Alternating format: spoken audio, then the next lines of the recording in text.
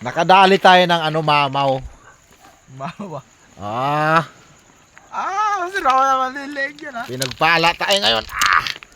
Hihihi, 6 na kilo. Ang laki. Ang laki. Grabe to. Thank you Lord at pinagkaluban tayo ng ano, Giant cuttlefish. ng ano na to. Immortal na to. Cuttlefish, big cuttlefish. Giant. Super giant. Ang huli mo, Bungonoy. Ito lang. Sa'yo huli mo.